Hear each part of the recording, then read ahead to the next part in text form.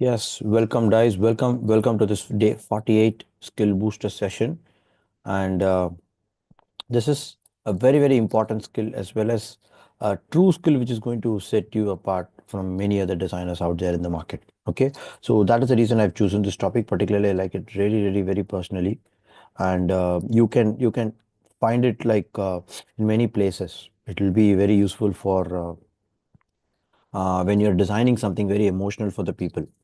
Okay, just let's just a second, guys. I'm just pasting the link so that you guys can participate. Just a second.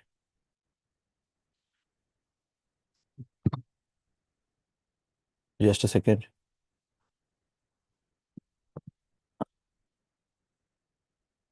Yes. Yes, guys. So, welcome to this session. Particularly, this is a skill which needs to be practiced over the time. It cannot be mastered in, let's say, one go. We cannot master this particular skill by just listening or by just going through a lecture. This needs to go into practice. This needs to go into some kind of a conscious decision where you have to be very aware towards this, because this deals about personality. This deals about how you can able to bring your what you call, just a second, guys. I'm not able to bring my camera into spotlight. Just a second. I don't know what's happening. Okay, that's fine. Okay, so this skill cannot be just listened and left. Okay, this has to be consciously taken with the practice towards how you can able to implement it. Okay, see, already in the last skill booster session, I think a week back, we talked about the first part of it. Okay, so why emotions are very important for people in order to bring a design element to it. Let's say the color you choose, let's say the typeface you use, let's say the way in which you present a visual content or anything. It all matters on what are the personalities of the people available and what are the emotionals available to it, and how do you choose accordingly. Because somebody, when they see your work or maybe the designs, they have to get connected, they have to get attracted. More than attraction, I would say they should feel that connection and relevancy. It's not like you make a fancy graphics and people like it. It doesn't work that way. We are not editors or designers, right? We are product designers, have to create a meaningful impact and what you call meaningful emotional impact for it. So first of all, I'll suggest you a book called Emotional Design. Okay, it was written by Don Norman. It was a wonderful book. But if you are completely a beginner, you don't even know what is product design, UI UX design, I would not recommend you that book. You can read a book called Design of Everyday Things. It's a very common, and everybody knows that book. It's like you can read 3 to 4 times. I've read this book 3 times actually. It's a very nice book. You will get little clarity when you do it. Read it one more time. Okay. Once, if you're a designer, at least you have some 2 3 years or 2 3 months of experience. You started to know about design. What is that?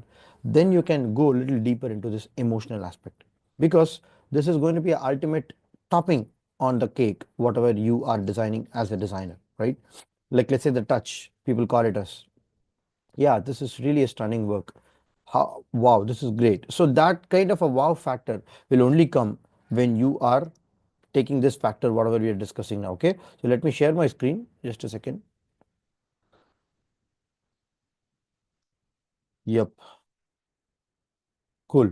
So we are in the day 48, guys. Okay. So in this week completely, we have seen about design system, consistency and scalability, interview skills mastery. In fact, this was the most interesting mission. We had it on the hackathon, and then I gave a little glimpse of why it is very important. Okay. And then we talked about 100x creativity, how we can be more creative in product design field. Okay. And navigating the endless path. People who are completely beginners, freshers, who don't know what to learn, where to start. Many students have asked me this as a pain point. Jagdish, I am completely stuck. I don't know where to start. This is a zero journey for me. I can see people are telling me, go and learn this, go and learn that, this, that. The true clarity comes from you. So we have prioritized what is priority skill for you, what is not priority skill for you, which is most relevant for you, which is least relevant for you. We categorized as a matrix, and then we started working on that, right? So people who are complete beginners, this class, I would recommend go and watch the day 46. It's going to be an ultimate game changer for you. Okay, because one of our student not one of our students, many students have asked this pain point. That's the reason we have recorded that as a skill, because that's a skill. You need to know what skills to focus on. Okay. And then yesterday was even more interesting, applying design thinking and when not to apply design thinking. This is a very, very different approach in non-linear way. And today we have something like emotional design principles. Okay. So now we're going to begin this topic, guys. Okay. So first, let us understand this definition. See, guys, crafting the product and experiences to evoke certain emotions. Like, let's say, it is not like you are purposefully building an emotion. See, user experience is there in everything. It's not like I will learn UI, I will learn UX. The moment when you say like this, people will easily figure out that you are very amateur. There is nothing called UI, UX and all. End of the day, we are solving problems for the customers or businesses. Very simple. UI is a small part of it. It's an interaction. That's it. Okay, experience is everything. When you're attending this class, when you're attending this YouTube live, how was your experience? I feel fresh because it's a morning. No, I feel very sleepy, like I could have slept more. That's the experience of this program, right? User experience is there in everything. You cannot separately learn UI, UX. It doesn't work that way. It's all integrated. Marketing, sales, everything is a part of entire equation. You solve the problem. Okay, so you need to understand this emotion is intertwined between all of these elements. It's not like the button you put and then the radius you make and then the graphics you put, it will create some emotion. No, it doesn't work that way. Okay, so you need to get this basic clarity, guys. And why it is important? Functional products and so memorable experiences. See, people use product. Okay, people forget the product. People use certain services, website, app, they forget that. But people will not forget experience. Please remember this. I want you to type in the chat box experience, because the experience factor, even after 5 years, people can still remember or recreate what they had in their brain. So as a designer, you need to understand one thing. We are not just solving problem. We are not just creating some what you call some kind of a small functionality around it. We need to create a very good experience. Like, let's say, when when you are actually, I would say, I'll give you a small example. Okay, maybe you can able to understand it even more better. Okay, just a second. Give me a second.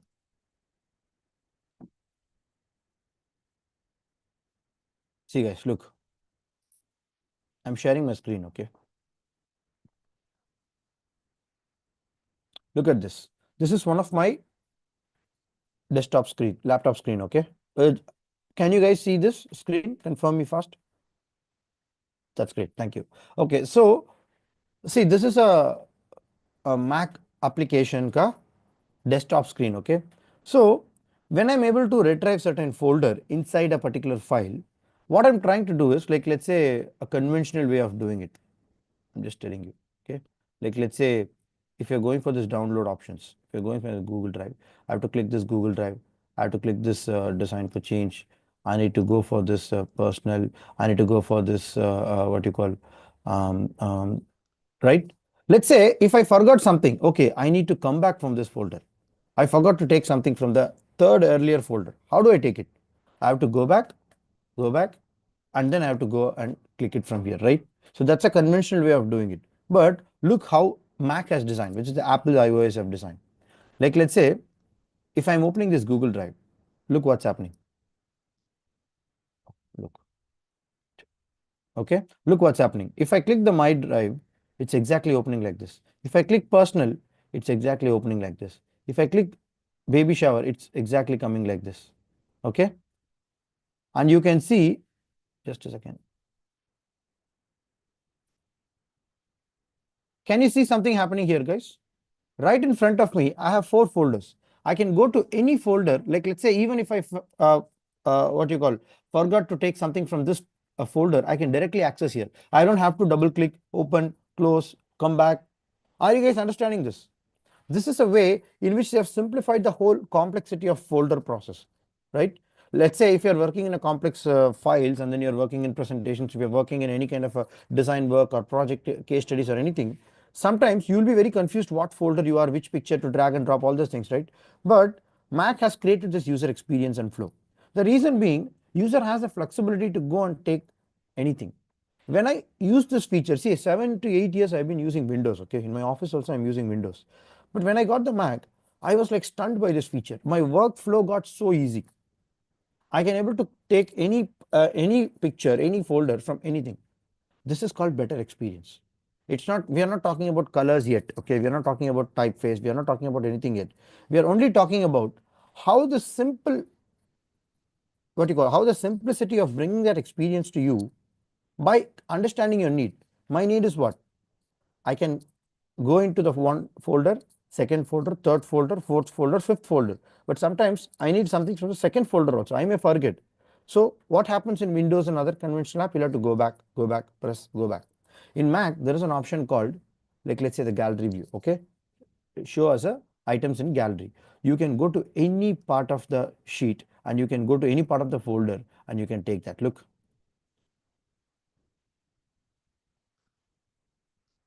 at this. So that is how you take it from the folder. So this is one small example, guys. So how do you feel now?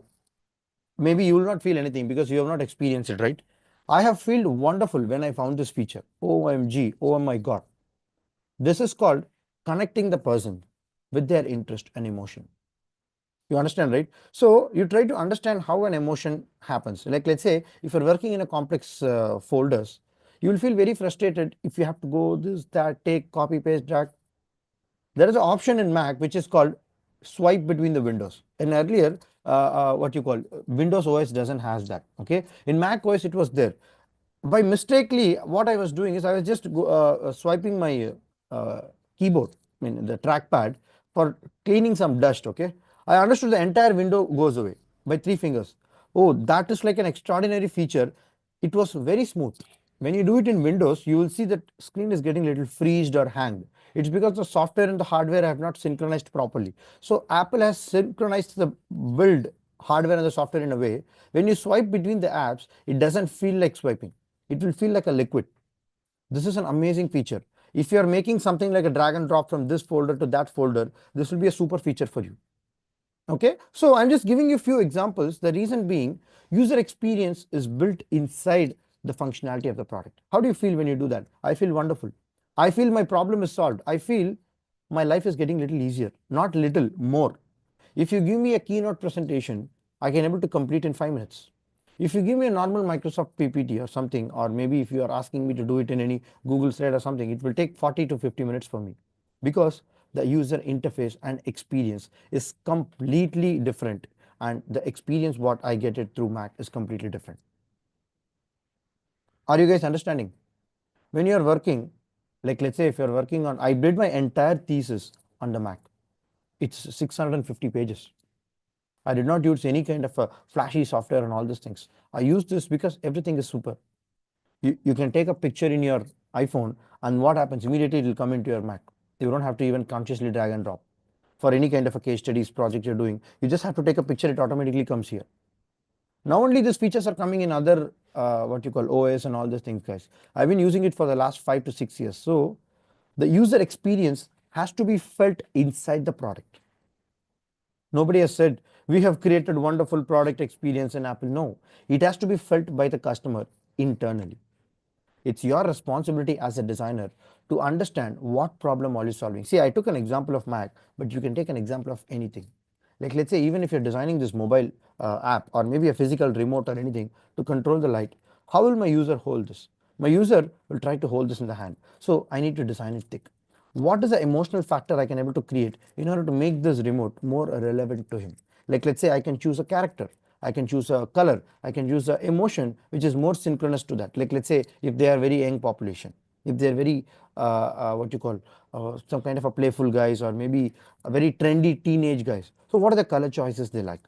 What is the emotional character? They like more of this Marvel, this movies and all this fancy stuffs, right? So why don't we bring a Marvel theme here? Why don't we bring an Avengers theme or something like that? So based on your character, your personality, your user will resonate with something and you choose that design element and you'll see people getting connected to it. And functionality also should be exactly meant for that. okay, and how functionally he is operating this remote, what is the best way he can able to give. First of all, why a remote is needed, it can it be an automated voice command, why do we always need an interface to do it, why can't the interface be voice, right? That's also an interface. I'm also interfacing you through voice, I'm also interfacing you through mouse, okay, I'm also interfacing you through a remote or something, or keypad. Interface is not designing buttons, please understand that. Okay, interface is how your customer interacts with a product, one or the other way. Okay, experience is how are they feeling. Like, let's say there are some applications or website I've seen, it's very poorly designed. I feel so much redundant work is happening while I'm operating in that. Like, it feels very irritating for me. That's called a completely bad experience. You try to do something but you're not able to still accomplish it. That is what is a poor experience, what people try to give us. So what happens if you do that? People will never come back to your product. So that is the thing which you have to remember, guys. Okay, so are you guys in line? Type out in the chat if you are in line with what I'm saying. Are you guys resonating with the examples what I gave you? Come on, guys. Srinivas, Jayanandini, Tilagar. Are you guys getting this clarity? Yes, yes, yes. Thank you, thank you, thank you. Excellent, guys. So this increases your user retention, brand loyalty, and overall satisfaction. Okay, so this is the thing. What is the overview of it? Emotional design focuses on creating digital experience that evokes specific feelings. It's not only digital, guys, it's also for the physical, because it's applicable for everything. Okay, digital, physical, it doesn't matter. It targets psychological responses rather than just usability. I told you, right, already. So psychologically, how the users feel.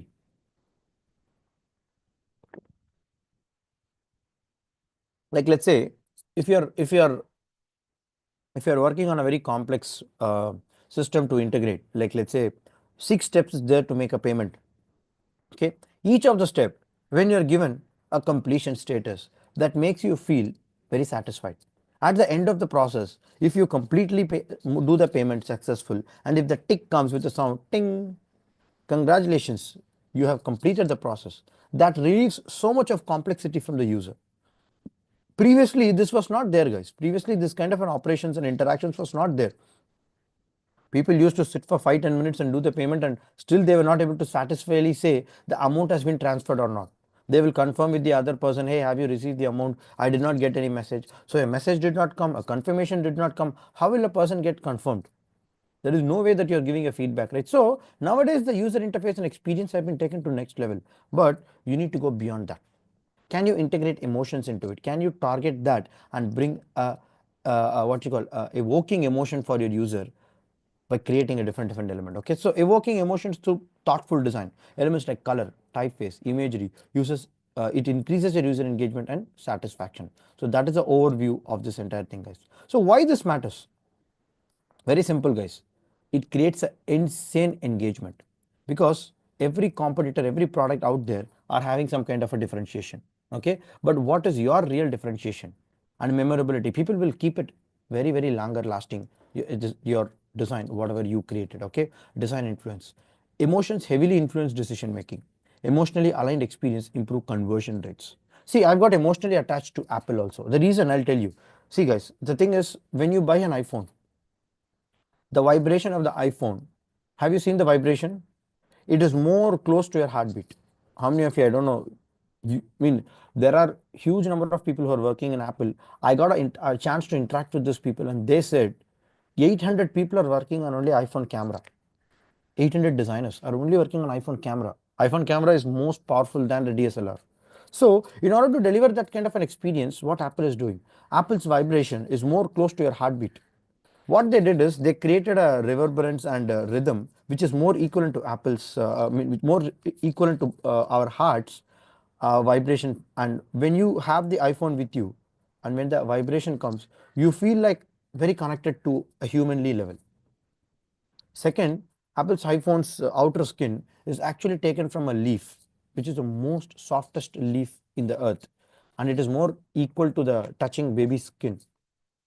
Okay, so when you touch an iPhone, I think it's from iPhone 13 they have created this kind of a new sensorial feel. Okay, so when you remove the case and when you try to touch it in the hand, you feel so connected. You feel like touching a fresh what you call a newborn baby. So they don't market this kind of a feature, but they wanted the customer to come and feel it, experience it.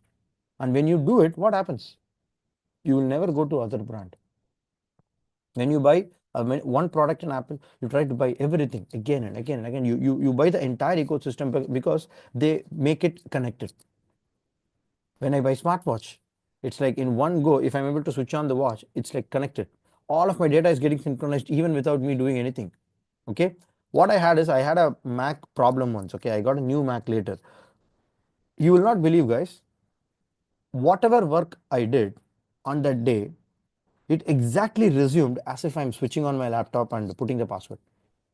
Everything is being synchronized in iCloud. Even the password, even the shortcut, even everything just seamlessly got integrated in just 1 minute. So this is called user experience.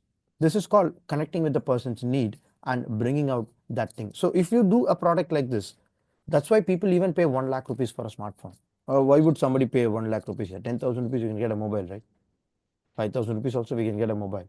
So the point here is people will be ready to pay anything for your product and service if it produces that insane level of user experience. Okay, so you need to get this clarity. So statistics, 86% of the consumers willing to pay more for better experience. How many? 86%. When your company says we can't hire you, we can't pay you this kind of a budget, then that company is really not producing any kind of a worthwhile product. Okay, and there is no enough designer to really create that kind of an impact. That's a great opportunity for you to work in that organization, because when you create a product like that, money is not the problem. People are ready to pay 1.5 lakh rupees for a smartphone. Okay, it's not even 1 lakh. Imagine the product what you're going to create has that meaningful connection. See, emotional design is a very deep subject, guys. Don't think I can able to teach you in this short span. I can able to give you a perspective, I can able to give you some activities to make you start learning, but it will only come by conscious practice, as I told you in the start of the session. Okay, so positive emotions increases the brand loyalty by up to 40% by Harvard study. This is very, very important, guys. Okay, so what are the core principle of it? Visceral behavioral reflective. How many of you don't know this visceral behavioral reflective? Can you please type in the chat box? How many of you don't know this? Visceral behavioral reflective.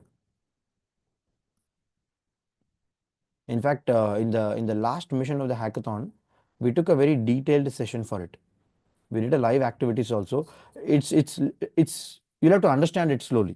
If you do some kind of activities, and if you try to understand it in that perspective with an example, you'll be able to get the clarity. But never mind, no problem. I'll try to explain you very simply so that you guys can get it faster. Okay, just a second. Okay, so what is this visceral? Visceral is all about outside layer, guys. Outside, oh, that Mercedes-Benz car is wonderful. Oh, that BMW car is wow. Oh, that Volvo car is superb. Behavioral, how do you use it? How is the functionality? How is the, let's say the BMW car is super. If the engine is having some problem and smoke is coming out, will you go and buy this car again? Nobody will buy. Reflective, what is the kind of emotional response it gave when you really bought that car? Like, let's say people who get this Mercedes-Benz car and all, what they do is, if your car gets into a problem, just one phone call away, what they'll try to do is they'll try to take the car away from you, and then they'll put you in the nearest 5-star hotel for your stay until your car gets repaired. They'll take care of all the expense whatever you did for the 2 days in the hotel, and then they'll give you the car on that hotel site so that you can able to bring it back to your home.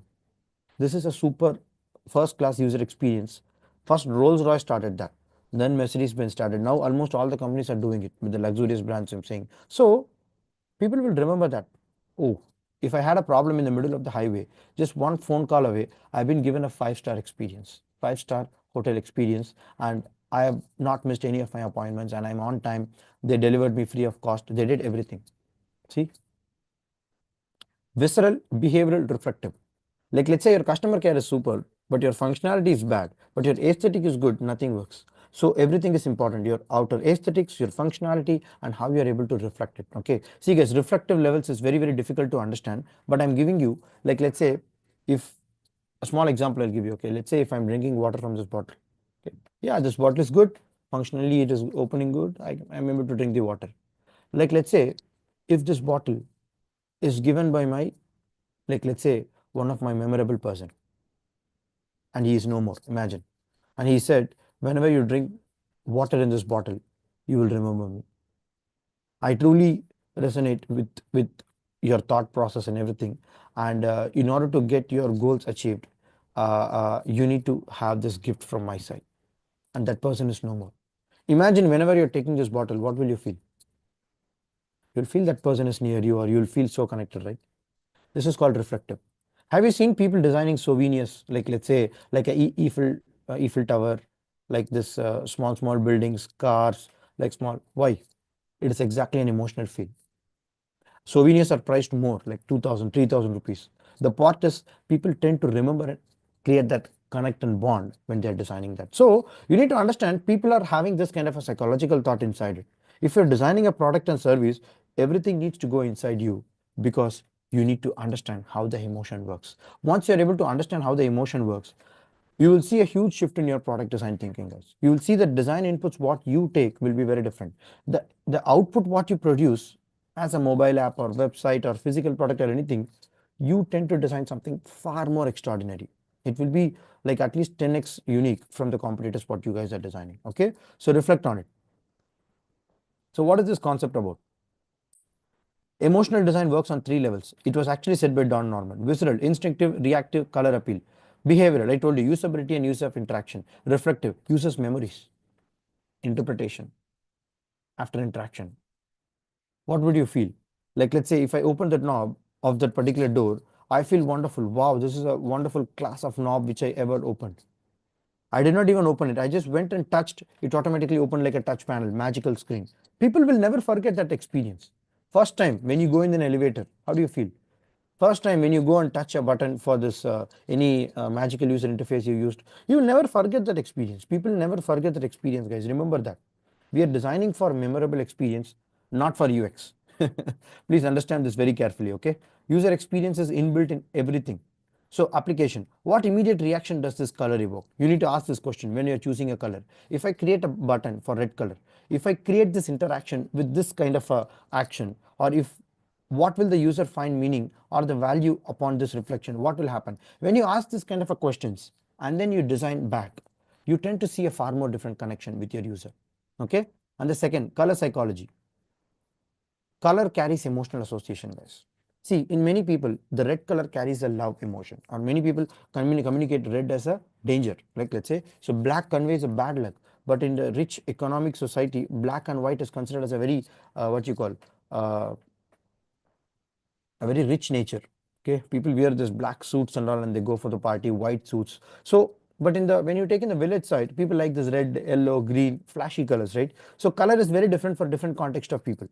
So, you'll have to understand what kind of emotions these colors are evoking. Like, let's say when you use, mostly it is called as a pink ladies color. I don't know why. I mean, it should not be like that. Like, pink is pink, but the thing is, we have some association with different colors, right? We have this purple as a royal color. We have this blue as a safety color.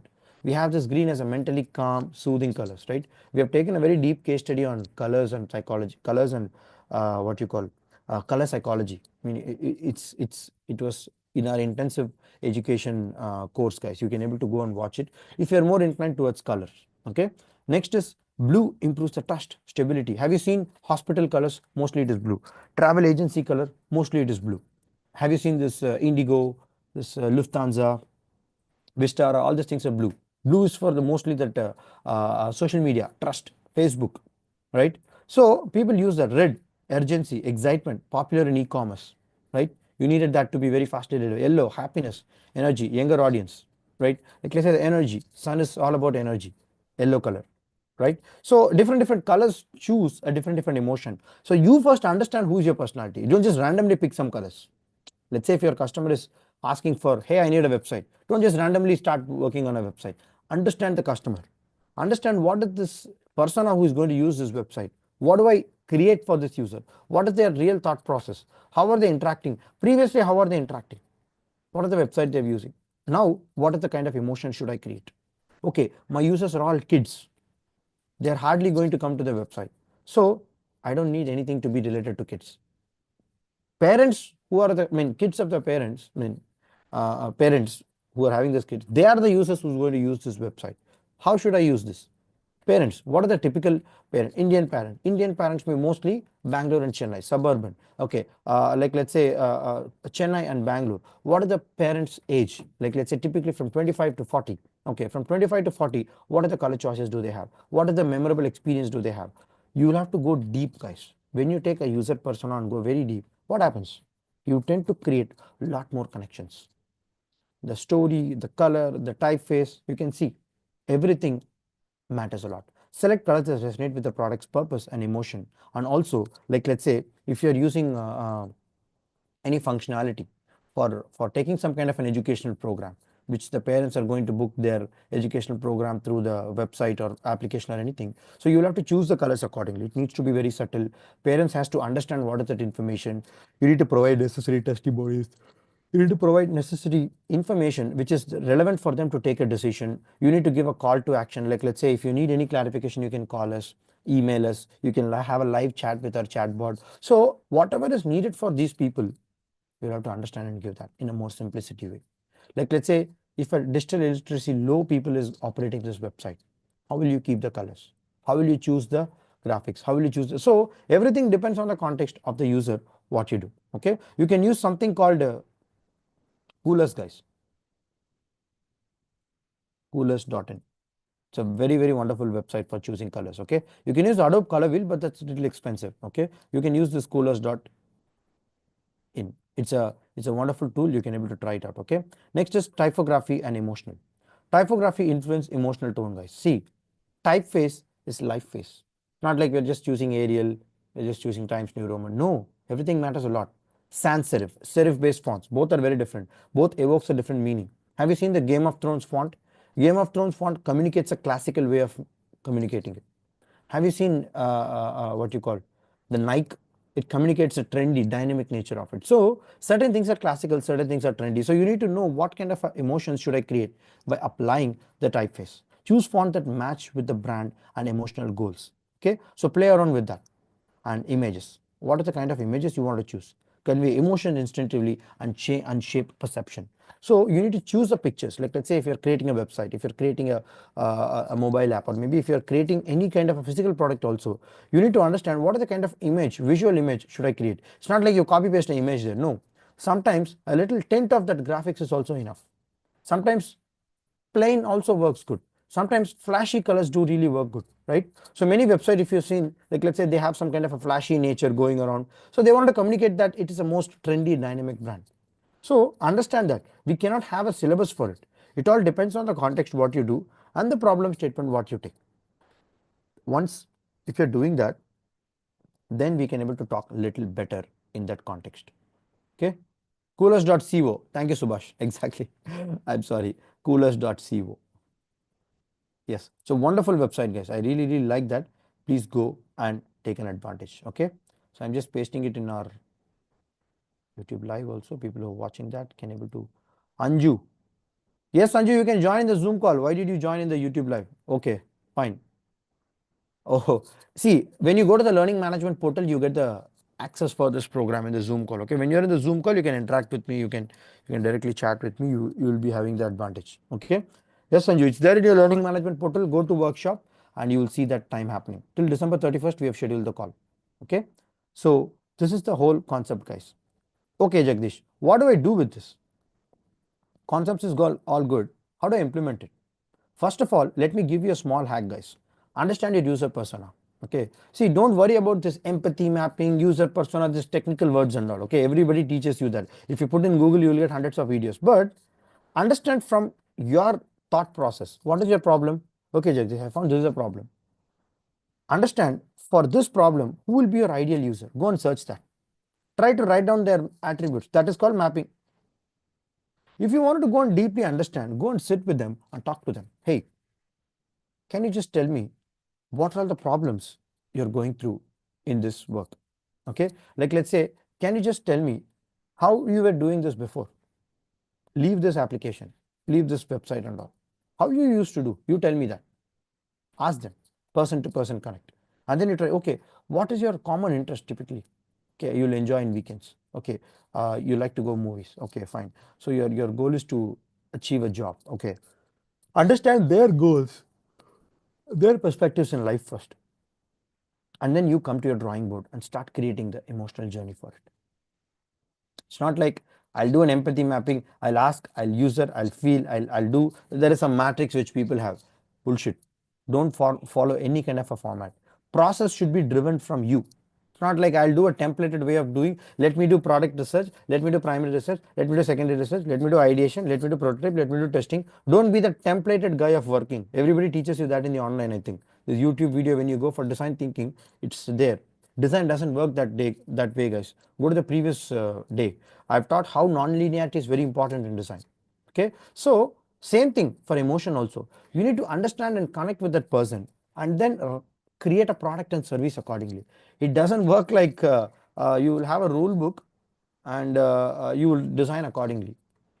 It will be very monotonous if you do like that way. Okay, so please be very careful.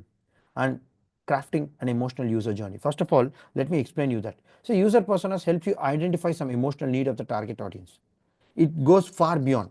Okay, an empathy map explore what user thinks, feel and want, but I would say please do your own user journey. Your journey empathy map is always better. It's always better you do it, guys. In fact, I would not vote for this much. I would do vote for what you take on that context, because every problem is different.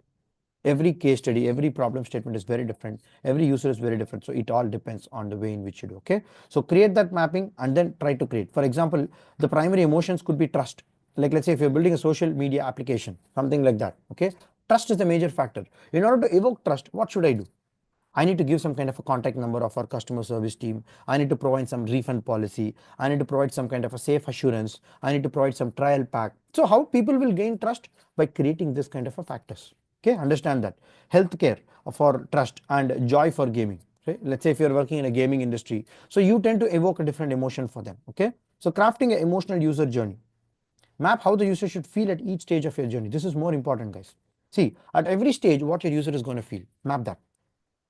Okay, and add more emotions to it. Color, psychology, typeface, graphics, emotion, and then bring that interaction into your every step of your product design. The moment when you do it, you'll see there is a huge difference happening at you guys. Okay, so I would recommend you take one existing project, whatever you have, any project, when you're starting or whether you're experienced, it doesn't matter.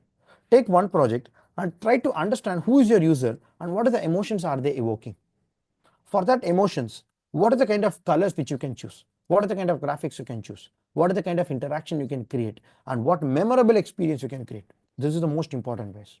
When you write it down in a paper first, okay, and then try to build it as a product or a service or a solution or anything, you will see there is a huge difference between the screen what you made and the screen what you're going to make.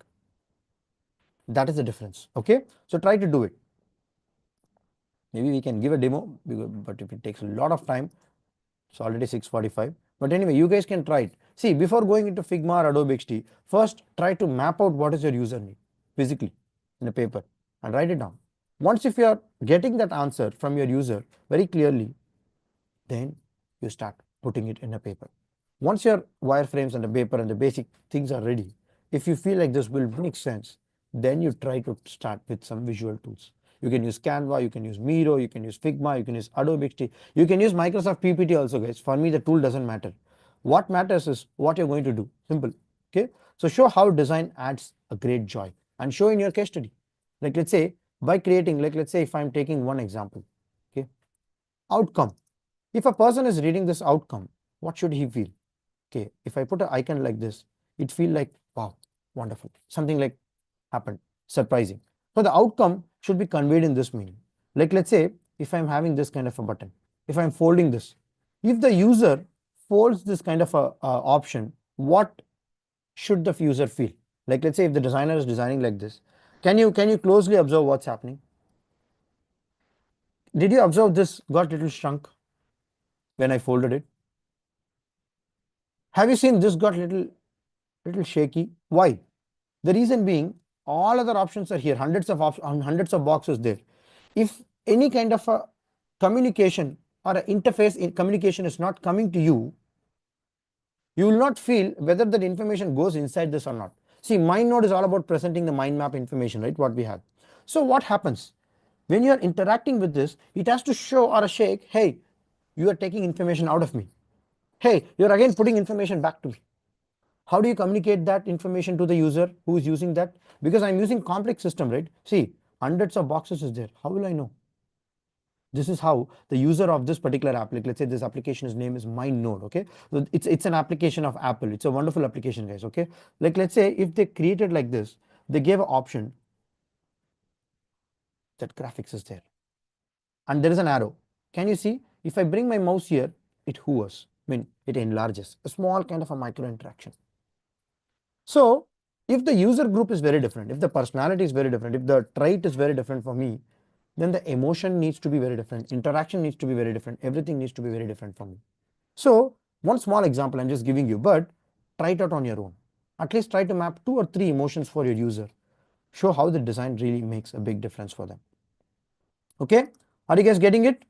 A lot of case studies is there, guys, but I would say now the time is almost ended. But yeah, neuroscientifically, emotion and memory matters a lot. Emotional response activate the limbic system for a strong memory. I told you, right? Prefrontal cortex, when it activates, getting activated through limbic system, you don't forget that product for years. That is why certain products people like to pay like crazy, but still they wanted more. Why? Because that particular product has activated a limbic system. Emotional experience improves recall. Positive loop back feed. Dopamine hit. Why people use again and again, get addicted? Dopamine hit. Boost motivation when completing task. Even in our program, when you see the learning management portal, when you complete the course 100%, you will be getting points. You will be automatically triggered a certificate for you. I mean, I know certificates are not going to make any difference, but psychologically you feel I have accomplished something. I have completed 100% course. You will not believe, guys, our course completion rate is 43%. Our typical online course completion percentage is 2 to 3 because we have games, we have points. Last week we gave a headset as a gift for our student who won the game. I think Srinivas has, not Srinivas, Shantilal has got this gift. Because when you have a reward, when you have a game points, people tend to engage a lot, right? They tend to learn far more better. You get subconsciously motivated. So understand what creates an emotion for your user and try to engage that. And people, while they're watching our video, the engagement ratio is more than 80%. That means people start the video and then they complete it. It's not like they leave the off. It's not a YouTube video, right? So our courses are designed and gamified and understood the user in a way so that people has to watch and get the material. My videos are not more than 5 to 10 minutes length inside the course. YouTube video is something different, live. We are going a little deep into topic. But the courses is very, very short packed. No more than 15 minutes will be there in any video because I know the attention span is very less for you. You won't be able to learn it. You will start skipping many videos. So this is called user experience. If I'm talking about user experience, I need to first implement this, right? And you guys know about level up. Level up is something very extraordinary feature what we got in our learning management portal. When you complete an activity assignment, you get badges, you get points, you get accomplishments, you get to network with people, you get to see the point system. So you try to understand your user, how you want to hit that dopamine for them. Okay, positive design improves retention by over 20%. A journal by behavioral design said that. Okay, so what are the practical tips? Start with an empathy, guys. Always do that. Use some kind of maps. Don't try to create a format for that. You first map out what you want as a user. Understand from a user perspective and do it. Okay, don't follow any kind of a rigid process and all. Hey, I've learned from this YouTube video, Jagdish. Somebody said empathy mapping means 4 column needs to be there, first, second, third, fourth. Please throw away all those things. Be natural, raw. Try to solve the problem. Okay. Use visual hierarchy to guide emotions. Size, contrast, set. See, guys, if you go to coolers.co, that it has a lot of guides for you internally. Proven templates and palettes is already available. Sometimes you can use that. You don't have to reinvent the wheel again. Okay. Consistency for colors and font choices. Incorporate micro interactions and do testing. That means test with 2 ideas for the same user. Whichever works good, take that forward and go. This is called A/B split testing. Simple. Okay. So this always works when you implement a real-time project, guys. So I gave you an activity now. Take one kind of a project of you and try to understand the emotional design of it. Okay. Try to understand the goal. Try to understand the user very deeply and choose the colors, typeface, everything. See coolers.co. It's a very, very wonderful tool. Okay. Adobe Colors is expensive, guys. Choose this coolers.co. And then try to map out and then try to design one interface for them showcasing how they can able to achieve this and make sure it is very memorable, guys. That is the most important thing. Okay, so I wish you all the best to practice it. Take it forward and you will see your products are becoming so useful for you. You can use this mid journey, you can use this coolers.co, Typeform is a beautiful tool. You can able to create a survey experience for the people. And there is something called Figma plugins, I would say. Lottie files, Stark. Lottie files are like, let's say you can download free materials from that and you can try experimenting with that. Stark,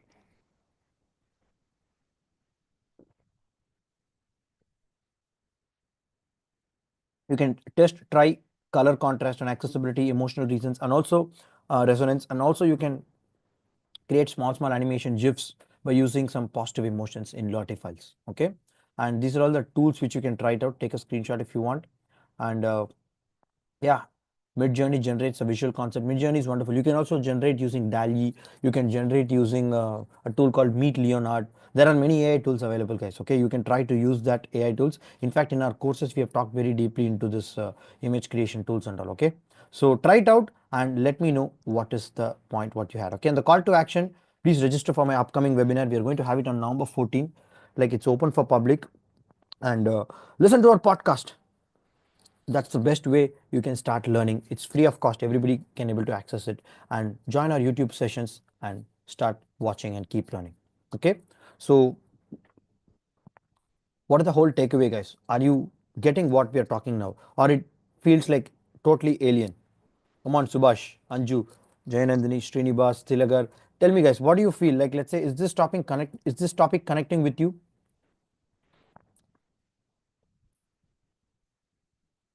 Type out in the chat. Hmm. Yes, yes, yes. But to, every people are typing yes. To be very honest, when I first learned this, it doesn't feel connecting to me. I don't understand what is this at all. It took me a lot of time to get this clarity. Okay. So design is not about making some buttons or interactions or anything. Design is about connecting emotionally with the people and understanding what emotions they can able to give.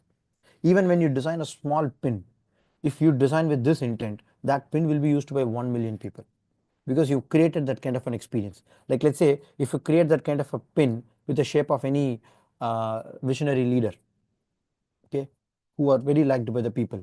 If you design that pin in that shape, people never forget that pin forever in their lifetime. Okay, so consciously remember that.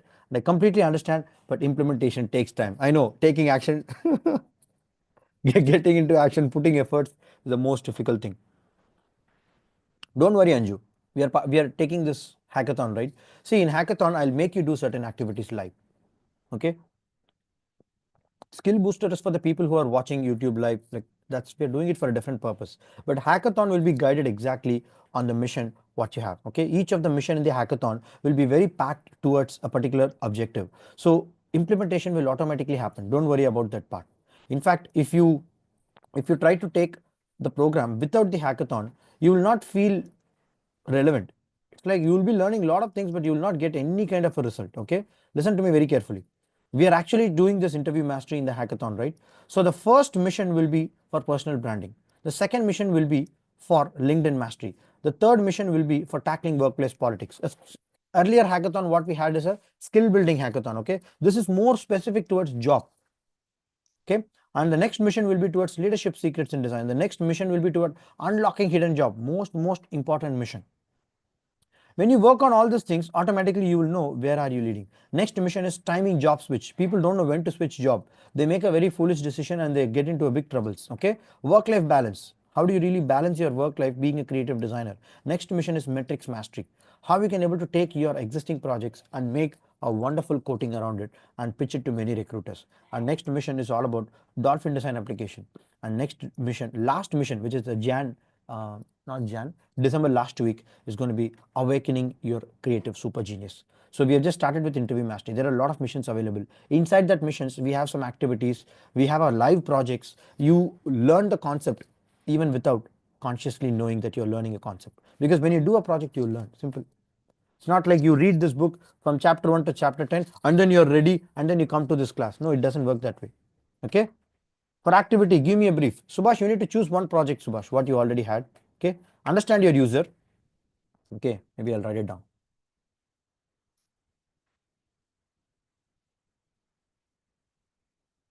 Okay. Emotional design creation palette. First of all, I would say first find your user. User. problems. Okay, and then map the journey for them at each step.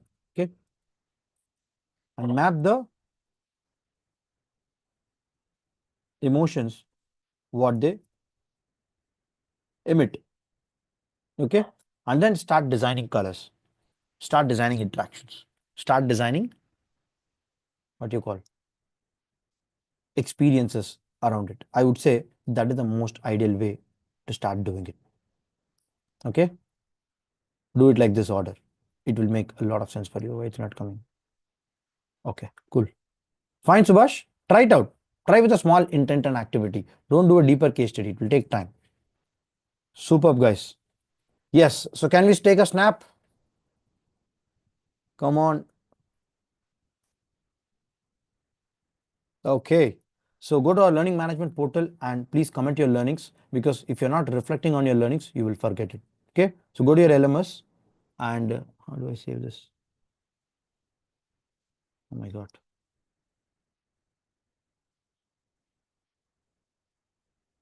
Downloads. Okay, guys. Fine, guys.